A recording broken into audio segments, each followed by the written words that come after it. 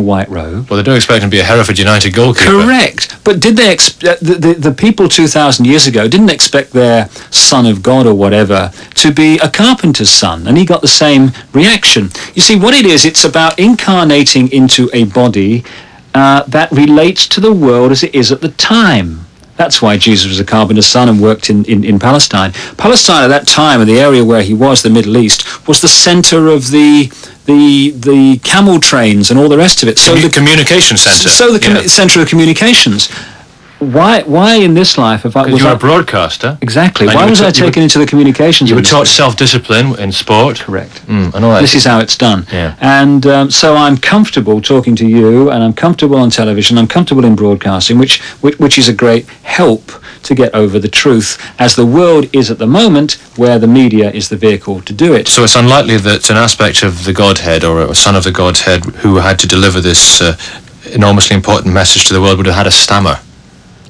Precisely. Yeah. You are given the gifts, and we're all given the gifts that we need in particular lifetimes. And at this time, in this lifetime, I need certain abilities to be comfortable on the media and know the media, and that's what's been given to me. But Jesus, there was no virgin birth with Jesus then? No, I mean, I know so much more about the Jesus story now. It's unbelievable. In the second book, when I've got it all together... Don't just say that, though. It's getting as bad as the Bishop of Durham. Yeah. Well, that's interesting, you see. You should mention that, because one of the sad things is the intolerance of other people's views. And what I found, actually, in many things I've been involved in, including the Green Movement, and you may have found it in other things you've been involved in, is that things are formed, like organisations, with a certain set of thoughts and values on which that organisation is formed.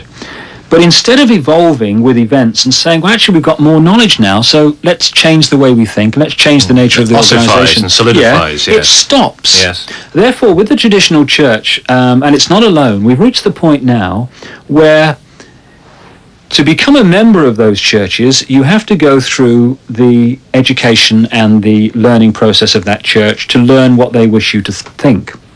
Once you become a member of that church, like a vicar or whatever, you must articulate what that church has always stood for. If, like the Bishop of Durham, you even mildly say, well, actually, guys, maybe not every word in the Bible should be actually taken literally, there is an absolute furor. Now, this is how organizations get locked and imprison themselves so they cannot evolve. Closed minds, you mean? Well, the spiritual story and the spiritual journey did not end 1,500 years ago. It's continuing today. And you see, in the Bible, it talks about people having messages from God and people having messages from other beings and messages from angels and seeing angels. And in the traditional church, they'll read passages and all the rest of it to say these things.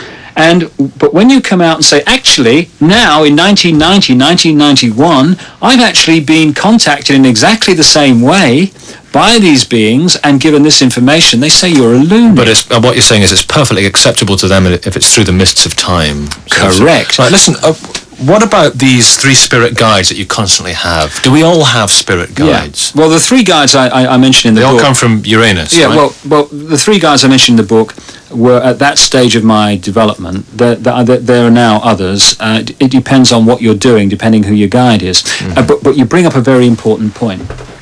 We all have guides on the other dimensions who we know and work with and agree before we incarnate into a physical body what we wish to do in that lifetime.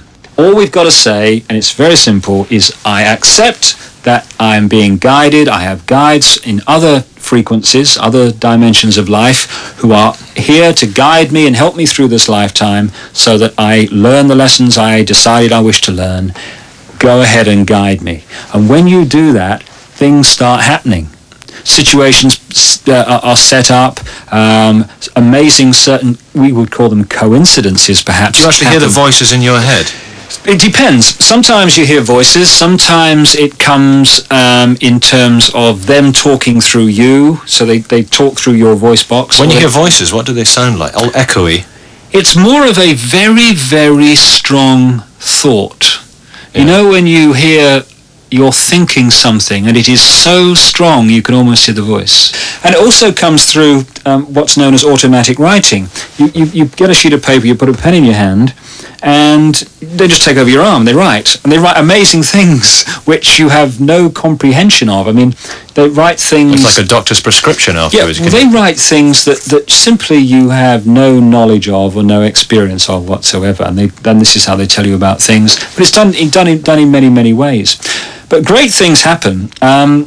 For instance, when we're going round and we go to airports, and we often get there late because not a minute is wasted because there's so little time to do the work that needs to be done. The times that we go up to an airport desk and say, can we get on this flight? And they say, you're lucky, there's 2 seats left. Amazing. Every time I need a parking space urgently to get somewhere quickly, someone pulls out and I pull in. And money? Well, money is the law of enough. The enough to do the job sort of arrives. Well, it just is made available. Yes, I mean, you know, I'm spending my own money doing this thing at the moment because they put me in a situation where I built up enough to do it. Yes. And now with the book coming out and various other things, that will keep things ticking over. Because they look after you. Obviously, they do look after you because we're here to do a job. And everyone has guides who look after them. All they need to do to activate them is say, I know you're there, help me. I'll tell you what, amazing things start to happen. I could do with them some nights, doing Nick. I'll tell you more from David Icke in just a minute. This is, of course, Nicky Campbell, Late Night, Into the Night on perhaps the most important frequency of all, Radio 1 FM. Yeah.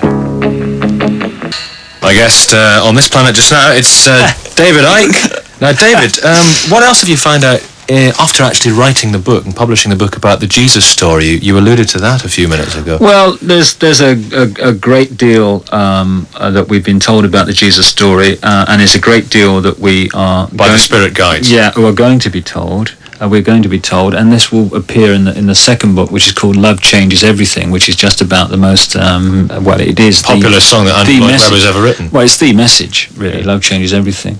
But the other thing, of course, we've learned since the book very recently are not only that changes are going to happen, they're in the book, but there's some specific ones.